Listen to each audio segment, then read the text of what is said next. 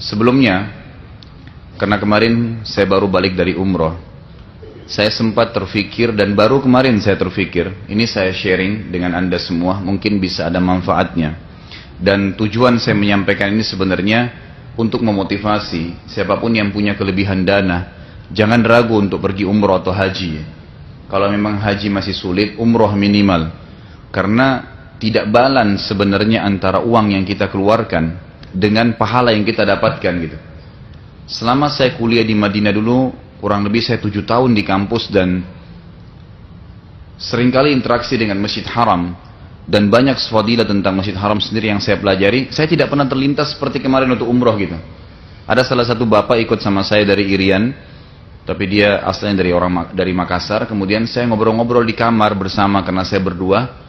Saya bilang, Pak Haji, kalau dipikir-pikir sholat di Masjid Haram ini 100.000 pahala loh.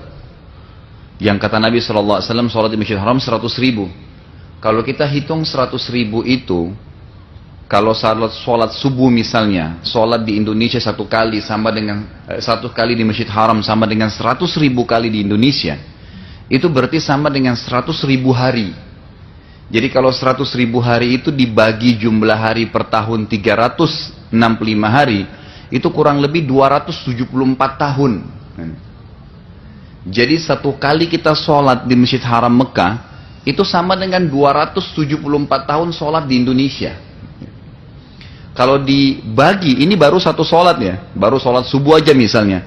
Nanti sholat duhurnya sama lagi, sama dengan 274 tahun sholat di Indonesia duhur, kalau satu kali duhur di Masjid Haram. Asar begitu, maghrib begitu, isya begitu. Kurang lebih sekarang program umroh kalau travel itu 4 hari di Mekah. Kalau 4 hari ya tinggal dikali, gitu kan. 274 tahun dikali 4, gitu kan. Itu besar sekali. Itu kalau sholat sendiri. Kalau sholat berjamaah dilipat gandakan menjadi 25 kali lipat. Jadi itu kita bisa dapatkan ribuan tahun hanya dengan sekian hari. Saya katakan sama beliau kemarin, coba dibalanskan uang yang kita keluar 2.000 sampai 3.000 dolar. Bagi dengan 100.000 hari. Kira-kira kita keluarin berapa rupiah per harinya? Tidak ada nilainya gitu. Ya, tidak ada nilai sama sekali uang yang kita keluarkan dibandingkan dengan kita ibadah di sana. Ini satu hal gitu kan. Hal yang lain lagi, umur kita terbatas dan umat-umat sebelum kita sangat banyak atau sangat panjang umur mereka. Seperti kaum Nabi Nuh, kalau umurnya sampai 1.000 tahun. Kalau salah seorang di antara mereka beribadah 700 tahun saja, gitu kan? Itu kita ketinggalan karena umur kita hanya 60 sampai 70. Kalau ada sampai 100 itu sangat tua sekali sudah bagi kita sekarang, gitu kan? Disebutkan dalam sebuah athar, ada seorang ibu di zamannya Nabi Nuh alaihissalam itu, anaknya meninggal umurnya 60 tahun. Anaknya dia meninggal 60 tahun. Lalu ibu ini nangis-nangis. Ibu ini mengatakan apa? Dalam kisah ini atau dalam athar yang sahih dikatakan, ibu ini mengatakan kesian dia masih kecil. 60 tahun ya, kesian dia masih kecil. Ya kan gitu. Dia belum merasakan kehidupan gitu. Lewatlah Nabi Nuh alaihissalam, Nabi Nuh berkata kepada dia, kenapa kau merasa sedih? Iya, anak saya meninggal umur 60 tahun, kesian masih kecil.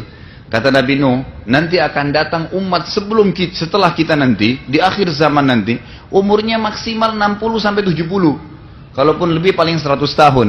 Kata ibu itu apa? Kalau saya dikaruniakan oleh Allah umur 60 tahun saja, ya tidak lebih, tidak seperti sekarang sampai ratusan atau ribuan tahun, maka saya akan gunakan 60 tahun semuanya sujud. Semuanya sujud gitu. Tapi ini contoh. Nah, bagaimana kita membalanskan ibadah kita dengan orang-orang sebelum kita kalau kita tidak maksimalin tempat-tempat seperti ini?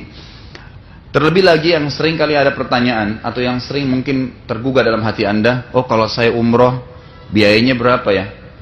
20 juta, 30 juta, kan gitu. Besar sekali. Pikiran kita seperti itu ya. Padahal sebenarnya Anda lupa ada sebuah hadis Nabi SAW yang berbunyi, sesungguhnya, ya ini jaminan. Hadis sahih riwayat Al-Hakim, sesungguhnya haji dan umroh itu akan menghilangkan kefakiran dari seseorang seperti api menghilangkan karat dari besi. Jadi umroh dan haji itu membuat kita kaya sebenarnya, sedang investasi kepada Allah untuk membuka pintu kekayaan. Itu hadis sahih gitu kan. Jadi banyak orang tidak sadar itu, makanya tidak ada orang yang pulang umroh haji itu jadi miskin. Kalau kita istilahkan Indonesia, ibu haji dan pak haji biasanya paling tidak hidupnya cukup gitu kan. Ini itu karena memang ada pengaruh daripada umroh dan haji tadi.